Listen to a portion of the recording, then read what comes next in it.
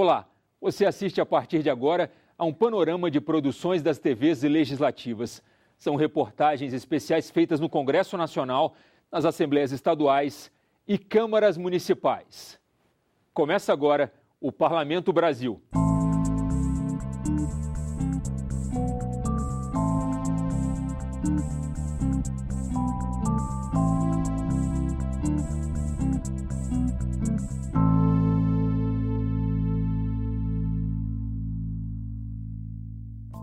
Você vai ver neste programa. Amazonas recebe a CPI do Senado que investiga o assassinato de jovens. E a Assembleia do Rio de Janeiro discute as demandas das comunidades tradicionais. Direto do Congresso, Câmara quer regulamentar o funcionamento dos food trucks, os restaurantes sobre rodas. E no Senado, comissão lança cartilha sobre a Lei Maria da Penha. Na janela cultural, a TV Assembleia do Rio Grande do Norte homenageia as belezas e a história do Rio Potengi.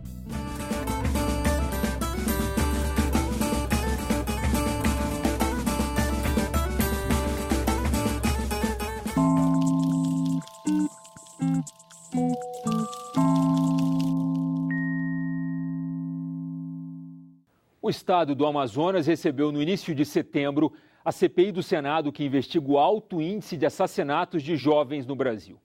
A ideia é conhecer melhor os problemas locais para formular políticas públicas que reduzam o número de homicídios. De acordo com o Mapa da Violência 2015, os jovens são as maiores vítimas das mortes por armas de fogo no Brasil. De 42 mil óbitos, quase 25 mil foram de pessoas entre 15 e 29 anos, o que representa 59% dos assassinatos.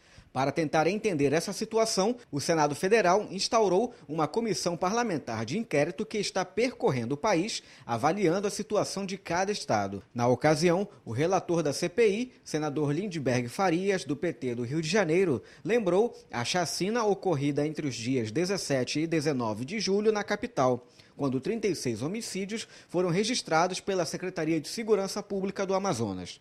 24 pessoas eram jovens.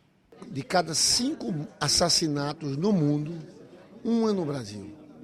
Nós somos campeões mundiais, isso é um índice vergonhoso.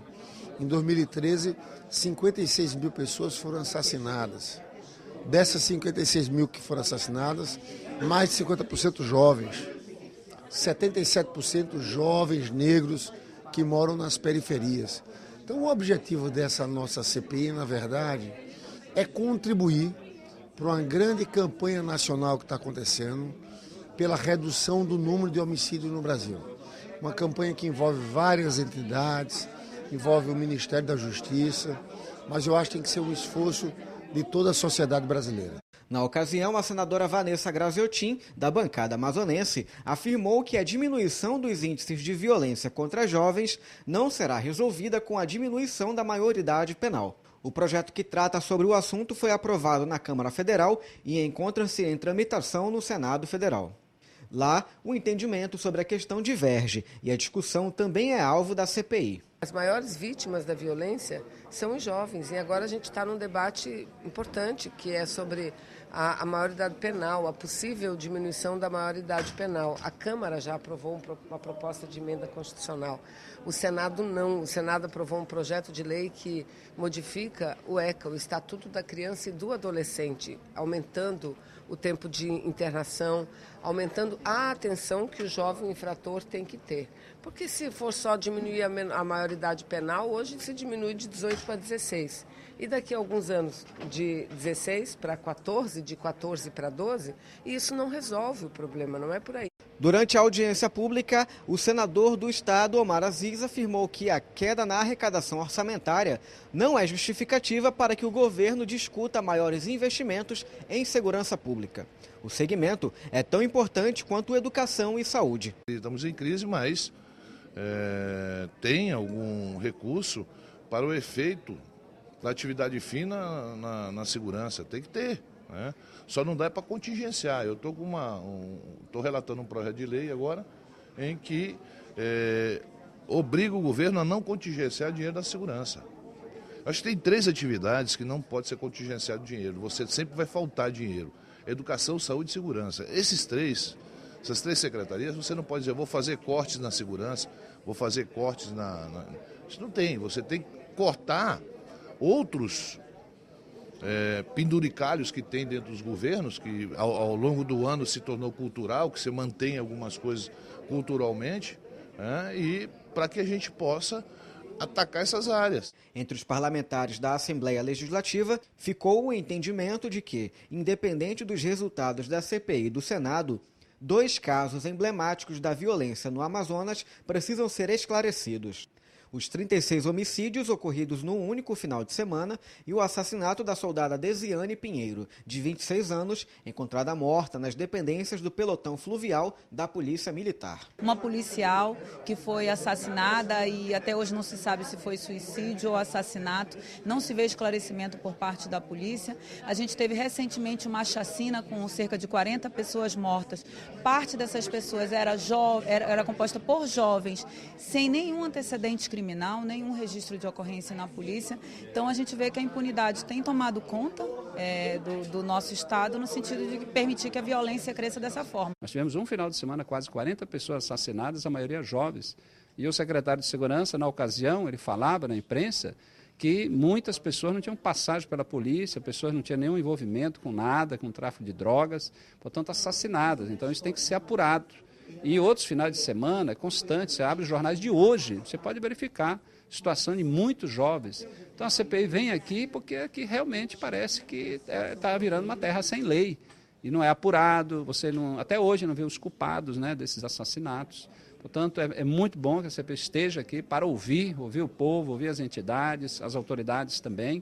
E é um instrumento para cobrar que o governo priorize a juventude, tenha políticas que favoreçam o cumprimento hoje da lei, que é o Estatuto da Juventude. No Rio de Janeiro, a Comissão de Direitos Humanos da Assembleia Legislativa se reuniu com o Instituto Estadual do Ambiente e com o INCRA para discutir demandas das comunidades tradicionais. Na pauta, a questão fundiária e os direitos básicos dessas populações. A comissão discutiu durante a audiência pública a PEC estadual dos povos tradicionais, uma proposta de emenda à Constituição de autoria da bancada do PSOL. A PEC pretende garantir o reconhecimento da cultura dos povos tradicionais e seus direitos territoriais e diz que o Estado tem o dever de criar e manter as condições necessárias à sua sobrevivência. Um dos principais pontos da proposta é a ampliação dos mecanismos de consulta prévia às comunidades tradicionais, sempre que qualquer medida legislativa ou administrativa que impacte seus territórios acontecer. Isso democratiza, isso dá cidadania, isso transforma essas pessoas que ao longo da história sofreram tanto em sujeitos do seu destino, do seu momento político que é tão favorável para eles. Então é evidente que a gente não pode aceitar que os empreendimentos imobiliários, que os mega eventos possam arrasar com histórias tão importantes para a nossa cidadania e para a nossa democracia. Nós, enquanto militância, enquanto população tradicional e sociedade civil organizada, deveremos ter o apoio geral dessa massa, né, para concretizar de fato esse projeto de lei, que ele vira uma lei estadual, né, na Constituição, e que a implementação dessas políticas específicas chegam a esse território, fortalecendo e concretizando o bem-estar social dessas populações tradicionais. O presidente da comissão, o deputado Marcelo Freixo, pretende formar um grupo de trabalho, incluindo os membros da comissão e representantes das comunidades tradicionais, para discutir com o INEA as demandas particulares de cada um dos povos. A representante do INEA, Geise Leopoldo, disse que está sendo criada uma diretoria de gestão socioambiental dentro do Instituto para servir de canal de comunicação com as comunidades tradicionais. A intenção é continuar os projetos de educação ambiental que já eram desenvolvidos pela INEA e acrescentar isso todo um processo de mediação de conflitos e de abertura de diálogo com as populações tradicionais. Muitas demandas foram levantadas durante a audiência, mas ficou claro que a questão mais importante para todas as comunidades tradicionais é a garantia ao território. Os deputados da comissão se comprometeram a marcar uma reunião com o INCRA para discutir o problema da falta de titulação de terras. Duas questões que desdobram dessa demanda. Uma, que a gente espera hoje que esses processos que já estão em andamento de titulação com o INCRA tenham um pouco mais de transparência para as comunidades acompanhem melhor e tenham mais celeridade, andem mais rápido. Para isso a gente vai fazer essa reunião e tentar fazer um esclarecimento e um acompanhamento de tudo.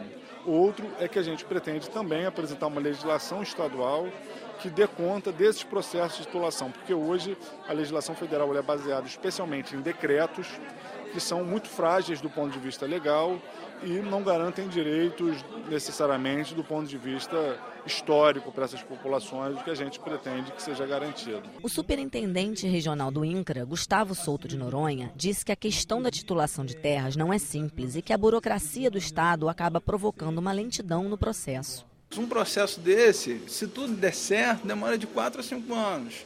Não é o tempo que eu gostaria, mas é o tempo da burocracia, do Estado, porque é um processo que tem que ser amarrado, não pode ter falhas na burocracia do processo, então não é fácil.